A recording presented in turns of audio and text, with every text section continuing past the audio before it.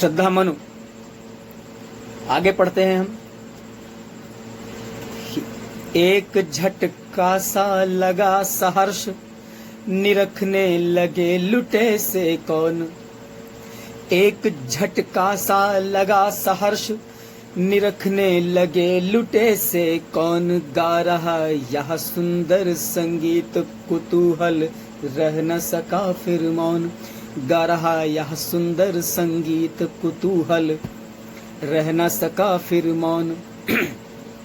मनु ने जब इस तरह की वाणी सुनी, आश्चर्यचकित हो जाते हैं और ऊपर की ओर अचानक देख पड़ते हैं कि देखिए क्या लिखा है कि एक झटका सा लगा सहर्ष। मन में प्रसन्नता भी हुई और आश्चर्य हुआ कि यहाँ ऐसे निर्जन वातावरण में जब संसार में कोई पुरुष, कोई मनुष्य, मानव जाति शेष नहीं बची है, तब आखिर एक लड़की कहां से मुझे आवाज दे रही है, कौन हो सकती है। एहसास भी हुआ कि कोई अभी मनुष्य जीवित है और दूसरे ऐसा भी लगा कि आखिर ऐसा हो कैसे गया। एक आश्चर्य हुआ।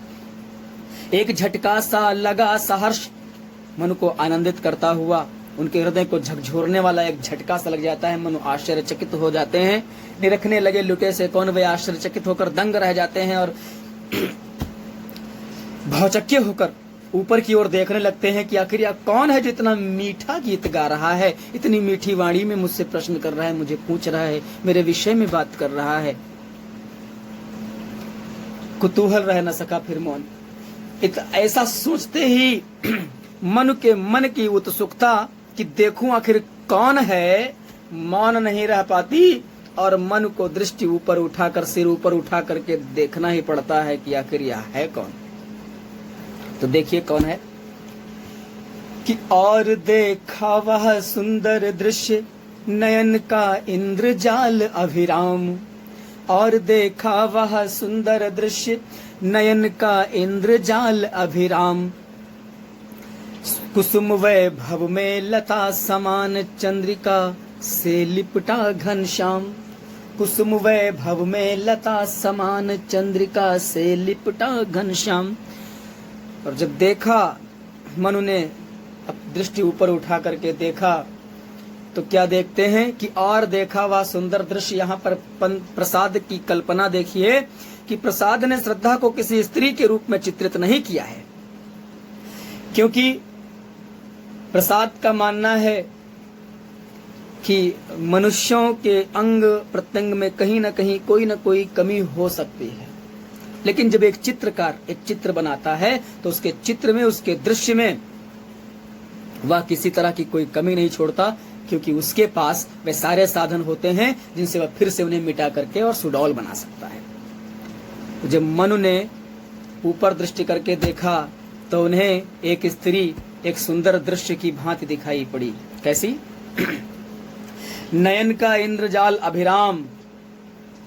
कोई साधारण स्त्री नहीं थी, देखने में नेत्रों पर ऐसा जादू करती थी।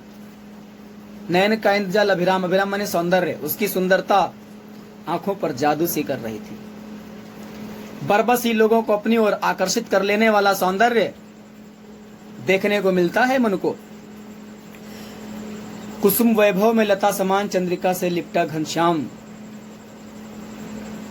उसके शरीर के वस्त्रों को देख करके मनु आश्चर्यचकित रह जाते हैं। उसकी अंग प्रत्यंग का वर्णन करते हुए कवि कहता है कि कुसुम वैभव में लता समान, जैसे कोई लता फूलों के सौंदर्य से सुसज्जित हो उठी हो, जैसे किसी लता पर सैकड़ों पुष्प खिल उठे हों और उसके सौंदर्य को बढ़ा रहे हों, उसी तरीके से श्रद्धा के अंग प्रत्यंग उसके शरीर के सौंदर्य में वृद्धि कर रहे थे, बढ़ा रहे थे।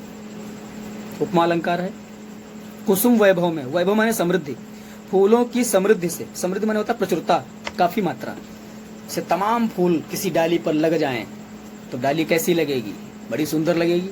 ऐसे ही श्रद्धा के अंग प्रत्यंग, उसकी आंखें, मुंह, नाक, गाल, माथा, भौं, उंगलियां, हाथ पैर, सब के सब उसके शरीर के सौंदर्य में वृद्धि कर रहे थे। तात्पर्य यह है कि उसके शरीर में कहीं किसी प्रकार की कोई त्रुटि, कोई कमी नहीं दिखाई दे रही थी। उसके सारे अंग प्रत्यंग उसके शरीर के हिसाब से बने हुए थे, सुडौल थे।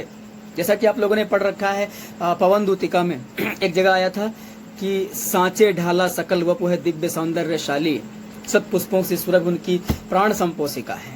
कृष्ण के बारे में बताया गया था कि उनके अंग प्रत्यंग ऐसे दिखाई पड़ेंगे जैसे सांचे में ढाल करके बनाए गए हों, अर्थात कहीं किसी प्रकार की कोई कमी नजर नहीं आएगी। ठीक वैसे ही श्रद्धा के शरीर में भी किसी प्रकार की कहीं कोई कमी नजर नहीं आ रही है। उसका सौंदर्य ऐसा है जैसे तमाम फूलों से लदी हुई कोई एक डाली सुशोभित हो रही हो।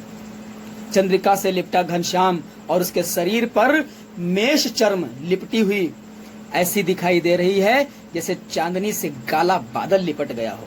उसका शरीर चांदनी की भांति चमचमा रहा है, चमक रहा है, और काले मेष चर्म से झांकता हुआ उसका शरीर बिजली की चमक के समान दिखाई पड़ रहा है। चंद्रिका से लिपटा घनश्याम, जैसे चांदनी से काला बादल लिपटा हुआ हो, उसी तरीके से उसके सुंदर और गोरे शरीर पर काली मेष चर्म लिपटी हुई थी।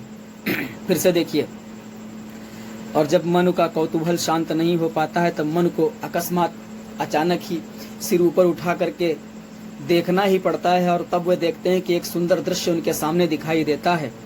वह सौंदर्य ऐसा था जो आंखों पर जादू सा कर रहा था, जो बरबस ही अपनी ओर उन्हें आकर्षित करने वाला था। श्रद्धा के शरीर के सौंदर्य का वर्णन करता हुआ कवि कहता है कि जैसे तमाम फूलों की अनेकानेक पुष्पों से सुसज्जित लता शोभायमान होती, ठीक उसी प्रकार से समस्त अंग प्रत्यंगों सहित श्रद्धा का शरीर शोभायमान हो रहा था।